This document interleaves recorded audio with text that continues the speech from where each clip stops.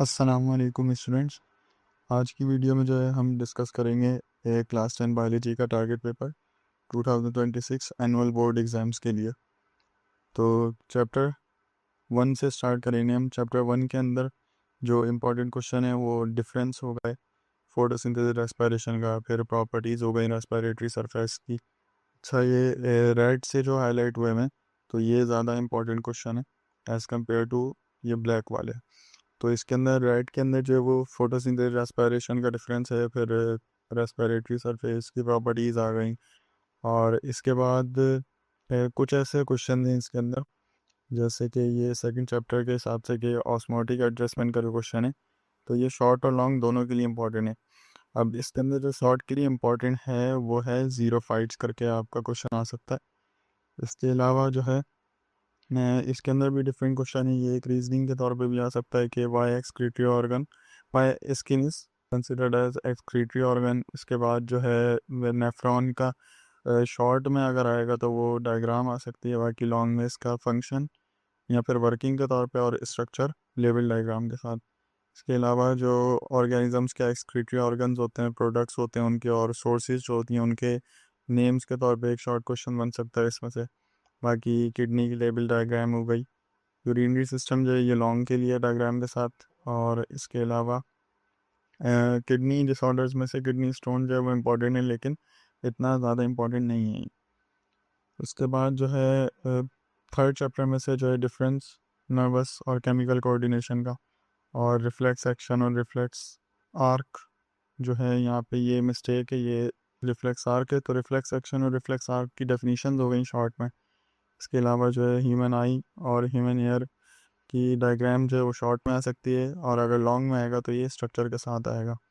और इसमें disorders of nervous system ये शॉर्ट के लिए ज़्यादा इंपॉर्टेंट है। मोस्ट इंपॉर्टेंट इसमें से जो है वो एपिलेप्सी है। और लास्ट में जो है मोस्ट इंपॉर्टेंट इस चैप्टर में से वो एंडोक्राइन ग्लैंड का जो लॉन्ग क्वेश्चन आता है, और इसमें से ज़्यादा इंपॉर्टेंट एंडोक्राइन ग्लैंड जो आ सकते हैं वो थायराइड और पिट्यूटरी ग्लैंड आ सकता है। उसके बाद जो है जो फोर्थ चैप्टर है सपोर्टेड मूवमेंट, उसके अंदर से अगर देखें तो डिफरेंस हो गए बोन एंड कार्टिलेज के, और स्केलेटन के फंक्शंस हो गए, लेबल डायग्राम हो गई हाइंड जॉइंट और वॉल एंड सॉकेट जॉइंट की। इसके अलावा जॉइंट्स और उसकी टाइप्स जो है वो लॉन्ग और शॉर्ट दोनों के लिए इंपॉर्टेंट है। शॉर्ट के लिए जॉइंट्स और उसके फंक्शन करके आ सकता है कि जॉइंट की डेफिनेशन आ गई और फंक्शन आ गए।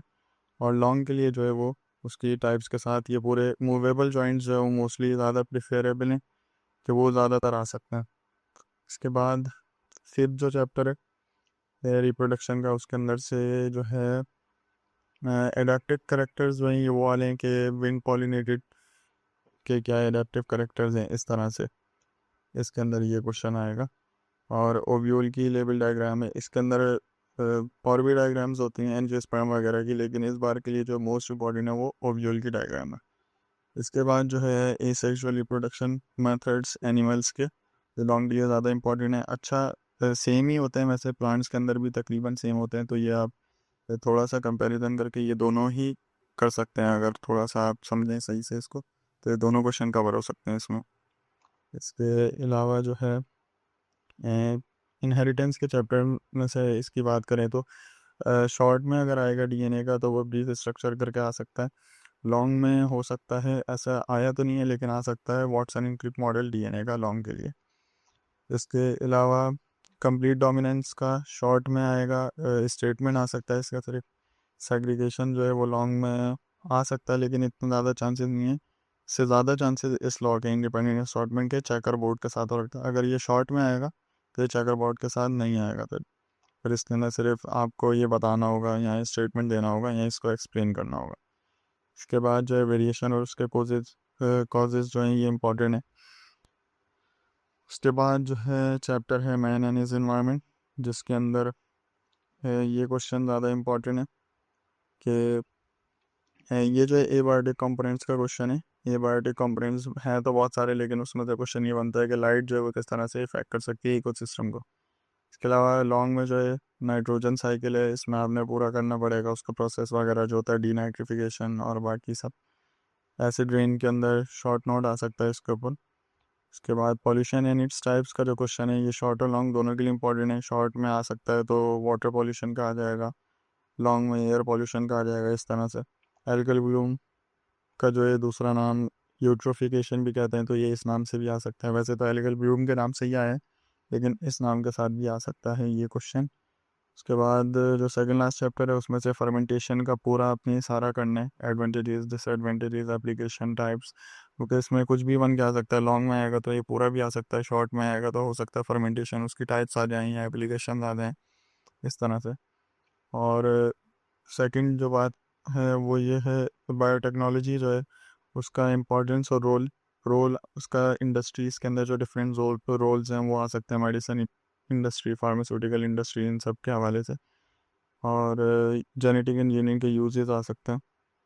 और आपको ये भी वैसे करना पड़ेगा, जेनेटिक इंजीनियरिंग के यूजेस के लिए जेनेटिक इंजीनियरिंग की डेफिनेशन, और बायोटेक्नोलॉजी के ये वाले क्वेश्चन के लिए उसकी डेफिनेशन, क्योंकि ये साथ में आ सकती हैं इसके अलावा लास्ट चैप्टर जो है उसमें से वो एडिक्टिव ड्रग्स का शॉर्ट यहाँ पे लॉन्ग बन के आ सकता है। शॉर्ट में आएगा तो सिर्फ नेम्स पूछ लेंगे इसकी क्लासिफिकेशन के, लॉन्ग में आएगा तो दो किसी को आपको डिस्क्राइब करने का या एक्सप्लेन करने का कह देंगे।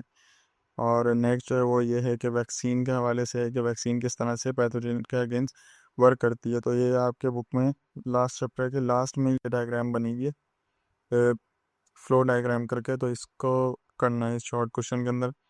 इसके अलावा एंटीबायोटिक्स के हवाले से भी एक रीज़न आ सकता है कि why do antibiotics not affect against viral infection.